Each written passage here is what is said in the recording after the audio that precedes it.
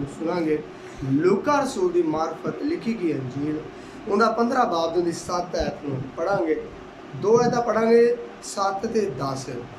ये दोवें ऐतां असीं खुदा दी हज़ूर दे विच पढ़ांगे ताकि खुदा सानूं इन्हां ऐतां तो खुदा दे कलाम च लिखा है कि मैं तुमसे कहता हूँ इसी तरह 99 रास्तबाजों की निस्बत जो तौबा की हाजत नहीं रखते एक तौबा करने वाले गुनहगार के बाइस आसमान पर ज्यादा खुशी होगी। 10वीं आयत पढ़ूंगा।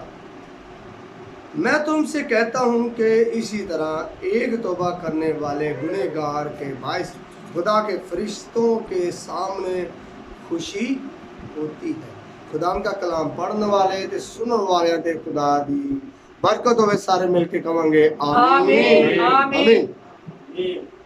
ये यसु मसीह दे मुबारक मुंह दे विचों निकली हुई गल्लां ने जिहड़ियां कलम बंद कीतियां ने लूका रसूल ने, जिहड़ा एक तबीब सी, जिहड़ा लोकां दा इलाज करदा सी, डॉक्टर सी, ते उन्हें फिर इस किताब नूं इस अंजील नूं लिखिया। इसे तो उन्हां नाल नाल चलदा ते उन्हें गल दसी है उनकी मार्फत खुदा ने अपने पाक रूह के वसीले दे नाल उन्हें कोल जदे लिखवाया तो उत्थे दसिया कि अगर 99 रास्तबाज होण जिहड़े तौबा की हाजत ना रखते हैं। कदी वेख्या कि जिहड़े लोग खुदा दे नाल बड़ा ही चलते हो कदी उन्होंने कोशिश नहीं की कि तौबा कर वो अपने आप अंदर हाजत इस गल की नहीं रखते, वो जरूरत नहीं महसूस करते। वो ये समझते हैं कि असी खुदा दे नाल की करने पे आ, लेकिन खुदा दा कलाम कहता कि गल्लां गल्लां दे विच की हो जाती है, खता हो जाती। और यीशु मसीह कहता कि एक भी दुनिया ते नेक बंदा नहीं हैगा, भावें कोई आलम होवे, भावें कोई खादम होवे, भावें कोई आम बंदा होवे। हर इंसान की जिंदगी दे विच कोई ना कोई गलती खता कोई ना आ जाता, तो लेकिन वो खुदा दे नाल चलते होंदे ने तो अपने आप नूं बड़ा क्लीयर समझते हैं, अपने आप नूं दुरुस्त समझते हैं कि वो तौबा दी हाजत नहीं रख। उन्हां दे बारे यीशु मसीह ने कहा कि 99 यानी एक घट 100 रास्तबाजों की निस्बत वो एक बंदा जेड़ा गुनहगार जो तौबा की हाजत नहीं रखते। और लिखा कि एक बंदा जेड़ा तौबा करके अपने गुनाहां दे बायस आसमान ते उनके बायस ज्यादा खुशी। एक बंदा जेड़ा गुनहगार है अपने आप नूं अपने गुनाहां नूं कबूल कर लेंदा है, अपनियां गलतियां नूं कबूल कर लेंदा है ते तौबा कर लेंदा है ते बपतिस्मा ले लेंदा है।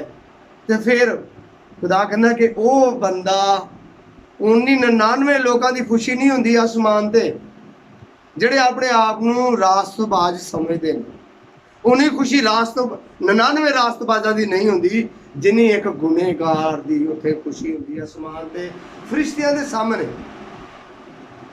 उत्थे दसिया गया कि एक बंदा जो गुनहगार तौबा कर लेंदा है तो उन्हें तौबा करन दे बायस आसमान ते ज्यादा खुशी हुंदी, थोड़ी खुशी नहीं हुंदी, ज्यादा इंतहा यानी कि उनकी कोई गिनत नहीं हुंदी, कोई फरमाइश नहीं, उनका कोई हिसाब नहीं। ज्यादा तो मुराद के ज्यादा खुशी होंदी है। खुदा का कलाम एक गल दसदा है ते यीशु मसीह दे मुंह दे विचों निकली मुबारक गल्लां ने है। तो 10वीं ये दसदी है कि मैं तुमसे कहता हूँ कि इसी तरह एक तौबा करने वाले गुनहगार के बायस खुदा के फरिश्तों के सामने खुशी। 10वीं अध्याय भी यही गल दसी है कि एक जो गुनहगार तौबा करता है तो आसमान ते की हुंदी है, खुशी हुंदी है। जिवें अज 2 बंदियां ने साडे दरम्यान दे विच भाई शौकत साहब ने फिर मकसूद साहब ने, इन्हां दोवां ने अपने खुदा यीशु मसीह नूं अपना निजात देंदा कबूल किया, अपने गुनाहां दा गलतियां खतावां दा इकरार किया ते अपनी जिंदगी खुदा यीशु मसीह दे नामे ला दी।